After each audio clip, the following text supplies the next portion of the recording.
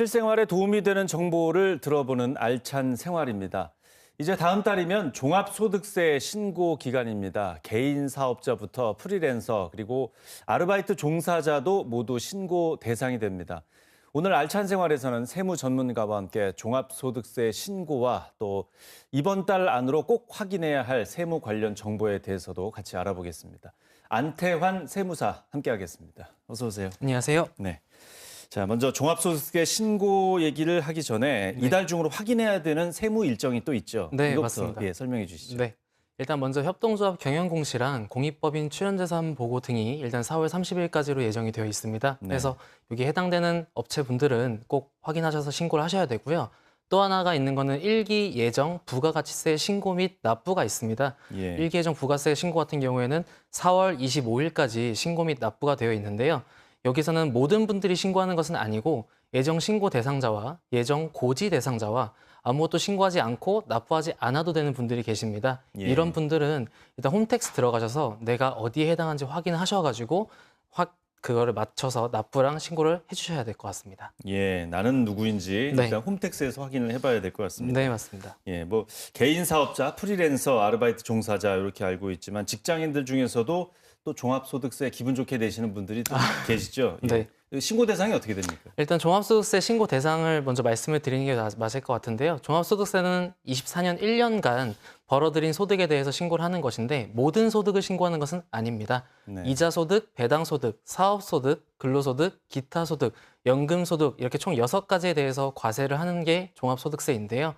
이 중에 하나라도 있으면 종합소득세 신고를 하는 게 맞습니다. 네. 다만 이제 근로자분들 같은 경우엔 1월이나 2월 달에 연말정산으로 거의 마무리 다 하셨을 건데 예를 들어 근로자인데 부동산 임대를 하셔서 월세를 받는다. 이런 분들은 근로소득과 사업소득 두 가지가 있는 것이기 때문에 종합소득세 신고를 다시 하셔야 되는 거고요. 네. 연금 소득자분들 같은 경우에도 뭐 사업이나 기타 소득이 따로 발생을 했다. 뭐 강의를 하셨다거나 프리랜서 활동을 하셨다라고 하면은 5월 달에 종합소득세 신고를 따로 하셔야 합니다. 예, 그러니까 어느 정도 이제 소득이 높아지면 다 고려를 해야 되는 부분들이겠죠. 네, 맞습니다. 네. 예. 또 우리가 흔히 알고 있는 3.3%라고 하죠. 이제 네. 원천징수라고 보통 얘기했는데 그때 이제 소득이 발생할 때 이미 세금을 냈는데 네. 왜 또 소득 신고를 해야 하나 이렇게 생각하시는 분들도 있을 것 같아요. 굉장히 많으시고요. 일단 예. 그거를 아시려면 다 종합소득세 계산 구조를 조금 아시는 게 좋을 것 같은데요. 종합소득세는 24년 1년간 내가 벌어들인 소득에서 쓴 돈을 빼고 남은 금액에서 일정 퍼센트만큼을 과세하는 게 종합소득세입니다. 네. 여기서 앞서 말씀하신 3.3%는 보통 이제 프리랜서 분들이 급여를 소득을 받아갈 때 먼저 원천징수하고 받아가는 세금으로 흔히 기납부 세금이라고 부릅니다. 네. 그래서 종합소득세는 계산한 금액에서 기납부 세금을 정산한다라고 이해를 하시면 좋을 것 같고요. 예를 들어서 종합소득세 계산을 해서 납부할 세금이 100만 원이다라고 했는데 연간 기납부 세금이 150만 원이다라고 했으면은 50만 원을 환급받는 거고 반대로 100만 원 납부할 세금이 100만 원인데 기납부한 게 50만 원밖에 되지 않는다라고 하면 50만 원을 추가 납부하는 구조입니다. 그렇기 때문에 5월 종합소득세 신고는 기납부 세금으로 납세의무가 끝난 게 아니라 정산하는 걸로 생각을 하시면은 이해하시기 편하실 것 같습니다. 예, 이거 안 한다고 안 할 수가 없는 네, 거죠. 맞습니다. 예. 네. 신고 방법하고 기간도 알려주시죠. 네, 우선은 종합소득세 신고는 세무서 직접 방문하셔서 서면 신고하실 수도 있고요. 홈택스를 통해서 전자 신고하실 수도 있고 세무사를 통해서 신고하실 수도 있습니다. 이 신고를 하실 때 개인마다 신고하는 방법이 다 다릅니다. 여기서 다르다는 거는 적용되는 세율이라든지 계산 방법이 다른 건 아니고요. 개인마다 신고하는 신고서의 양식이 조금씩 다를 수 있습니다. 네. 왜냐하면 개개인마다 벌어들이는 소득이 다 다르기 때문인데요. 돈을 좀 많이 버시는 분들은 법인처럼 재무제표를 만들어서 신고를 하셔야 되는 거고 소득이 좀 적으신 분들은 간편장부로 작성해서 신고를 하실 수가 있습니다. 예. 그래서 이러한 신고 납부 기간은 많은 국민분들이 알고 계시겠지만 5월 1일부터 5월 31일까지 신고와 납부까지 꼭 마무리를 하셔야 됩니다. 예. 기간 내 신고를 하지 못하면 불이익이 어떻게 생깁니까? 뭐 우리나라 모든 세금은 신고 기한 내에 신고와 납부를 하지 않는 경우에는 가산세가 부과되는 부분이 있고요. 특히 종합소득세 같은 경우에는 가산세 외에 신고를 하지 않으면 개인 본인의 소득을 증명할 수 있는 서류가 발급되지 않습니다. 예. 그 말은 나중에 뭐 은행에서 금융권 대출을 받는다거나 이런 데서 불이익을 받을 수 있고요. 건강보험과 국민연금을 기존에 내던 것보다 훨씬 더 많이 낼 수도 있습니다. 그렇기 때문에 기한 내에 꼭 신고하는 것을 권장드립니다. 예.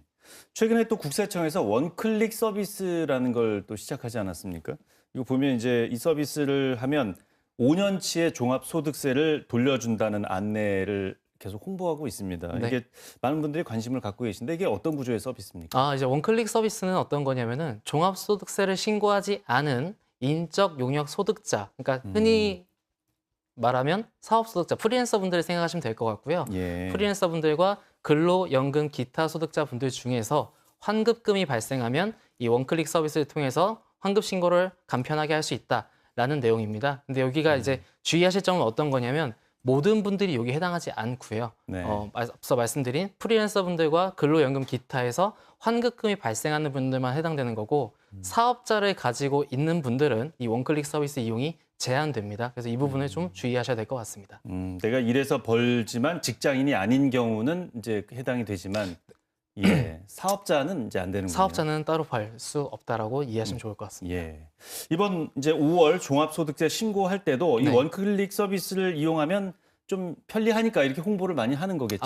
제가 결론 먼저 말씀드리면 네. 서비스 이용은 불가능합니다. 왜냐하면 예. 원클릭 서비스라는 것 자체가 뭐냐면 지난 5개년 종합소득세를 신고를 도와주는, 흔히 얘기하면 이제 기한 후 신고를 도와주는 거기 때문에 네. 대상되는 소득은 23년 귀속 소득에 대해서만 원클릭 서비스 이용이 가능합니다. 예. 해서 다음 달에 신고가 진행되는 24년 귀속 종합소득세 신고 때에는 원클릭 서비스 사용이 불가능합니다. 예. 이게 직장인들 같은 경우 이제 저 같은 경우 보면 이제 연말정산은 정해진 기간 안에 반드시 해야 되는데 네. 기한 이후에도 이 신고를 할 수 있는 뭐 그런 뭐 가능성이 좀 있군요. 맞습니다. 연말정산을 하셨을 때 뭐 1월이나 2월에 연말정산 했는데 자료를 제출한 걸 뭐 놓쳤다거나 이거를 뭐 놓쳤 경우에는 그런 분들도 5월 달에 종합소득세 네. 신고할 때 연말정산을 했음에도 불구하고 미비된 서류를 준비해서 5월 달 종합소득세 신고를 하실 수가 있습니다. 아, 그렇군요. 이제 직장하고 다르고 뭐 수익이 다양하니까 네, 이런 맞습니다. 경우가 있군요. 예.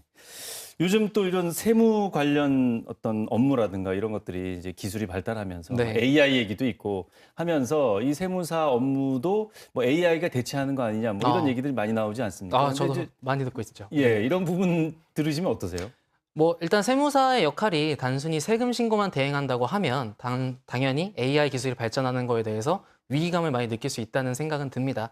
하지만 네. 이제 세무사는 개개인의 다른 사정을 다 판단을 하고 고려해서 법령을 보고 판단해서 개개인에게 맞는 절세 전략을 저희가 세워주는 거고 짧게는 1년, 길게는 10년 이상의 절세 컨설팅을 해주는 역할이기 때문에 네. 단순히 AI 기술이 발전한다고 해서 이런 부분까지 따라올 수는 없다고 생각해서 이게 세무사의 역할이자 기술 발전과의 차이점이라고 생각을 합니다. 예. 네, 오늘 내용 잘 들었습니다. 네. 고맙습니다. 감사합니다.